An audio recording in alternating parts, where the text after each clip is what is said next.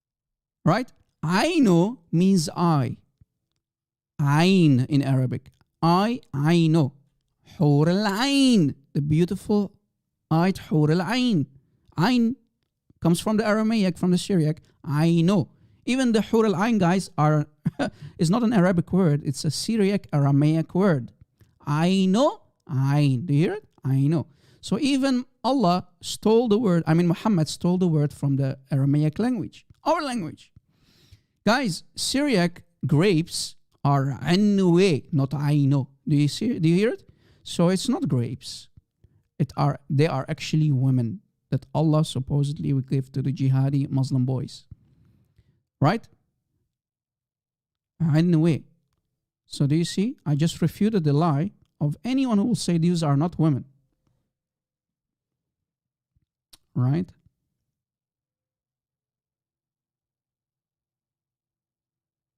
Do you see it, guys?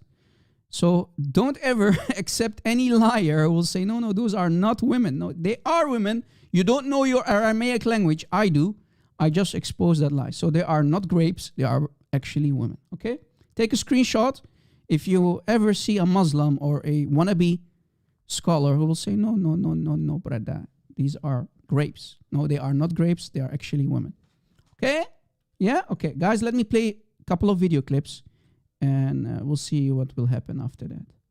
Not sure what I'm going to do. All right. Okay, here's a video clip. Let me spank Zakir Naik, guys. What do you think? Should we bring Zakir Naik? Brother Thitha, I'm a medical doctor, brother Thitha. I'm going to bring Zakir Naik, brother. Let's see what Zakir Naik will say about the Hur al-Ain when someone asked him about this. Let's see what Zakir Naik said about the Hur al-Ain. What will women have in Jannah, brother? What will women in Islam have in Jannah when they go to Jannah? Let's see the answer of Zakir Naik.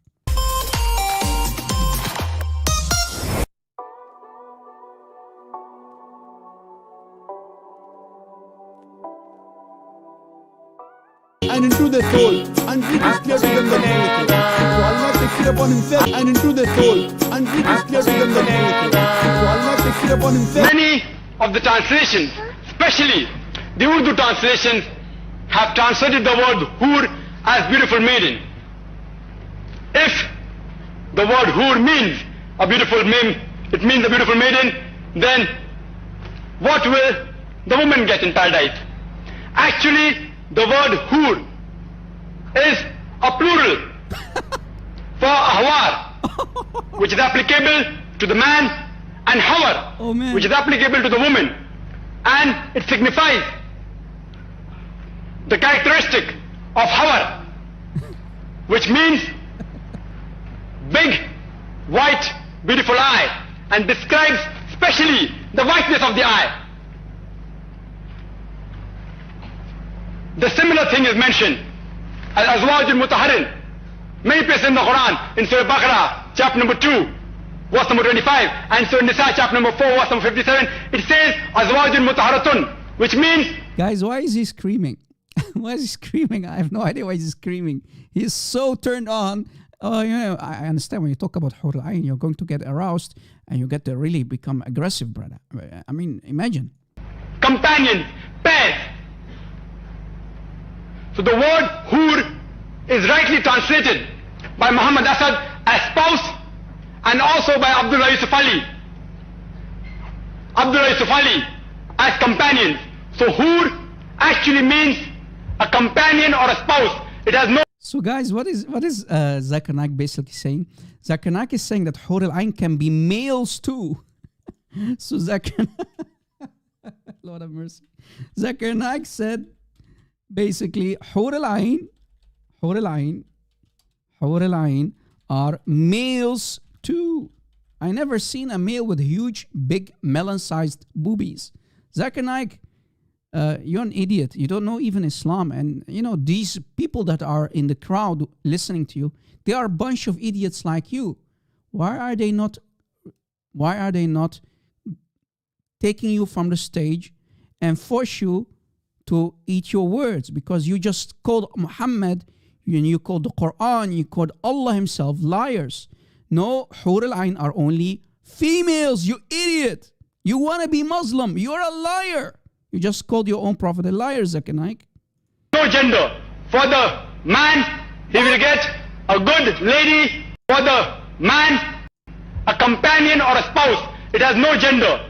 For the man, he will get a good lady with big beautiful eyes. And for a woman, she'll get a good man with big beautiful eyes. I hope that answers the question. Zakir Naik, what did you say? So hur actually means a companion or a spouse. It has no gender. I didn't hear you.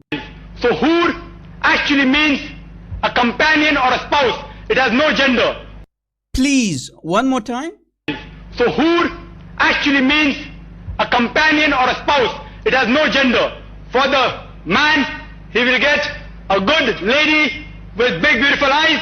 And for a woman, she'll get a good man with big beautiful eyes. I hope that answers the question. Is that so?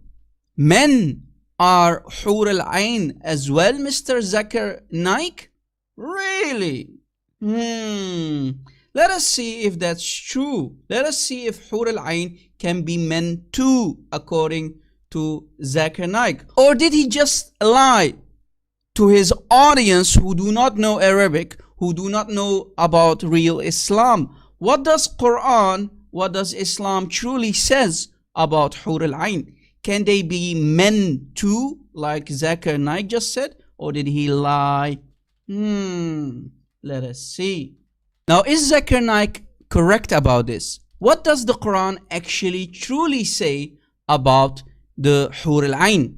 If we go to Surah Ar-Rahman, chapter 55, ayah 56, we can read, لَمْ يَطْمِثْهُنَّ إِنسٌ قَبْلَهُمْ وَلَا جَانٌ.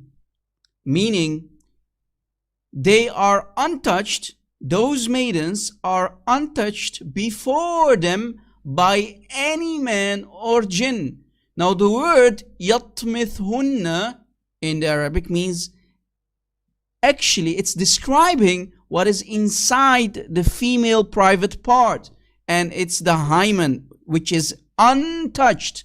Yes, you guys, last time I heard men don't have hymen, right? Zakir Naik, I'm not sure what kind of I'm not sure what kind of experience you had with the men, but last time I checked and heard, I'm a married man, I never heard that men have hymens. According to Zakir Naik, the Hur al-Ain can be men as well. Last time I checked, men don't have hymen. So you just called Allah and you called your own prophet a liar, ya Zakir Naik. Last time I checked, men don't have a farj, a female farj to be specific. And specifically, يَطْمِثْهُنَّ, Allah describes that these women, their hymen is untouched.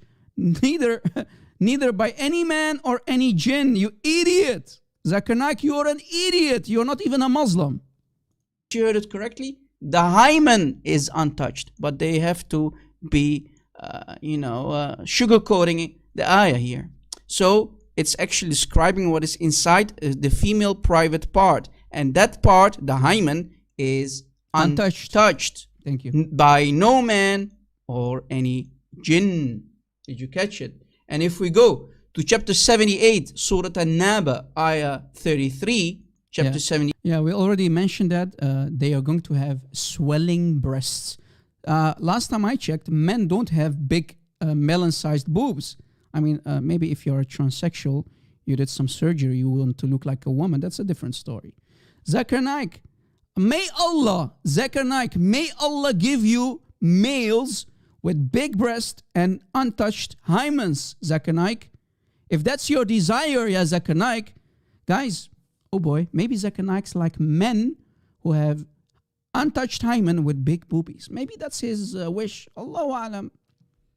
Maybe Zakir Naik is into those kind of men, right? Yeah, maybe that's the case. Guys, let me play another video, if you don't mind, and maybe we'll close after that.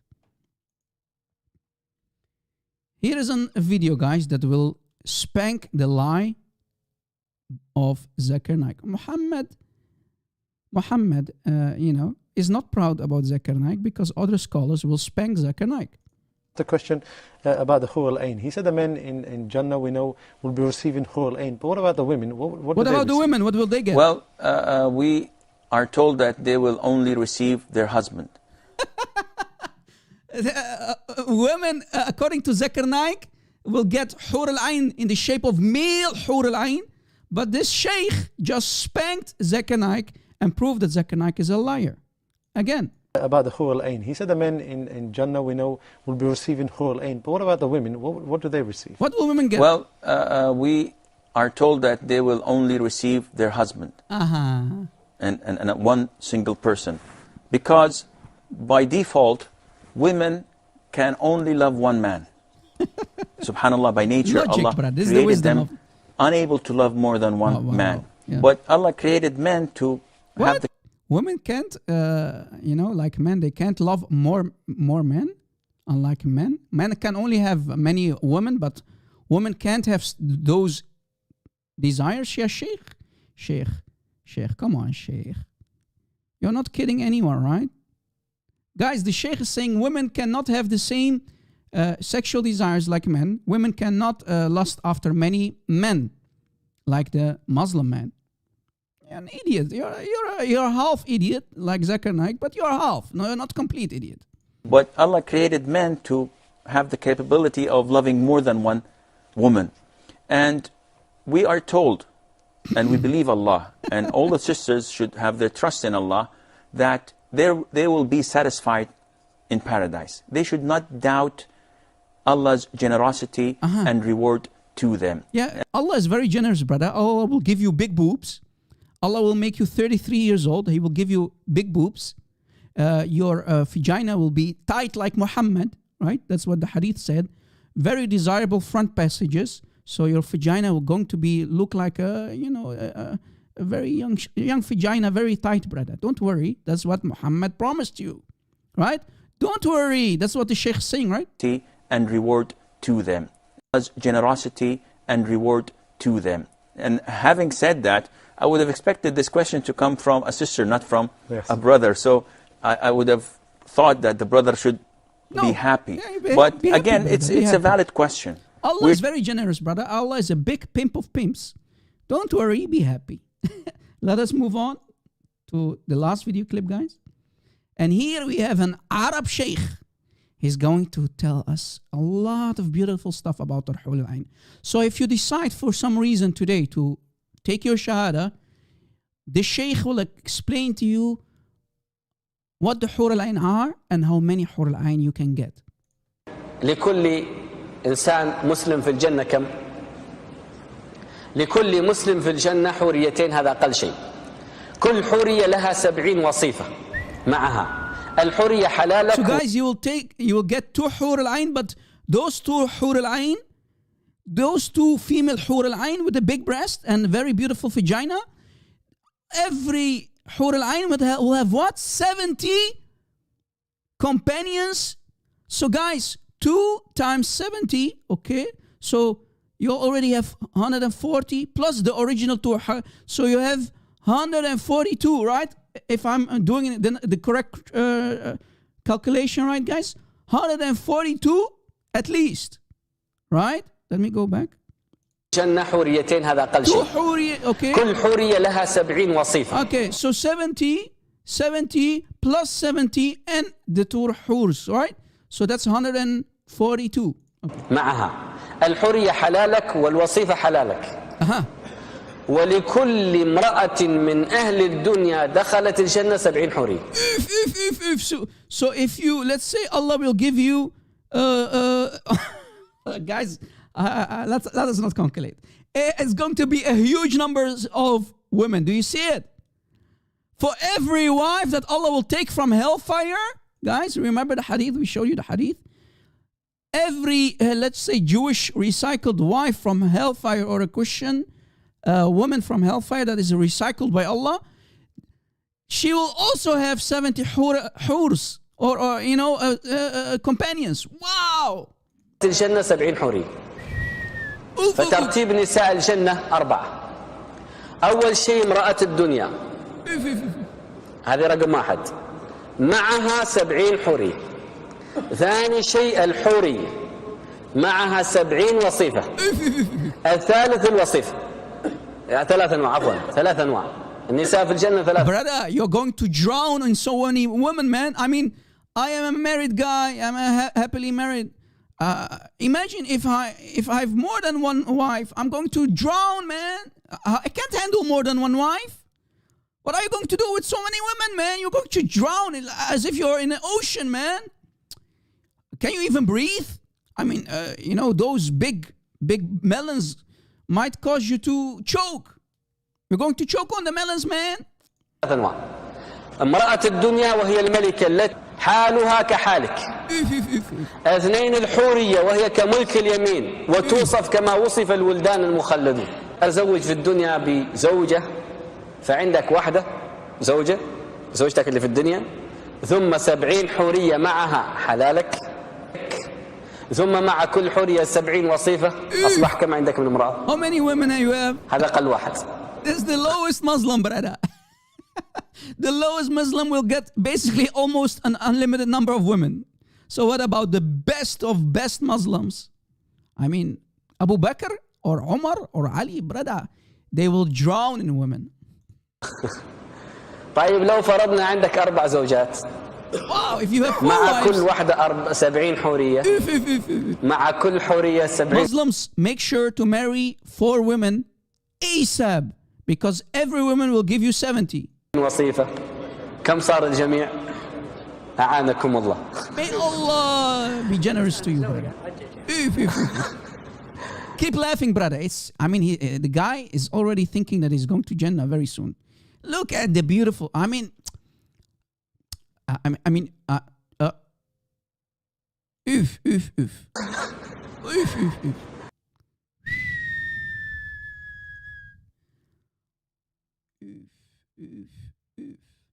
And by this, guys,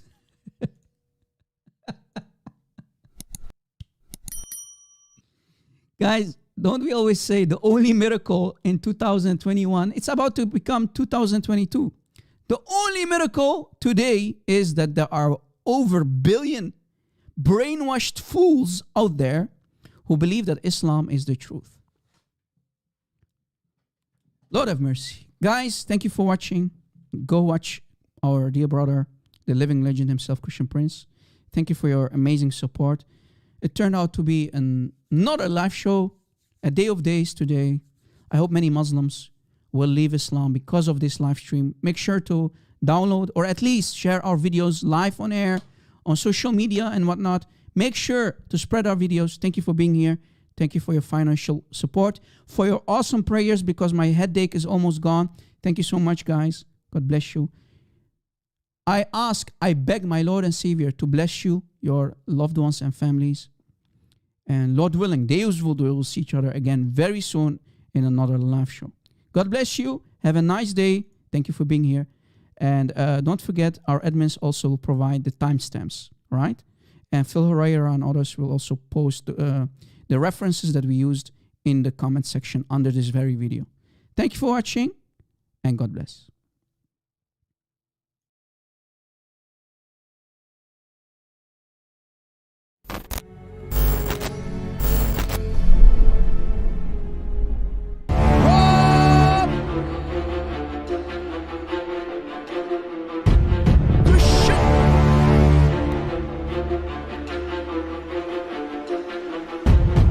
Backup channel, please subscribe.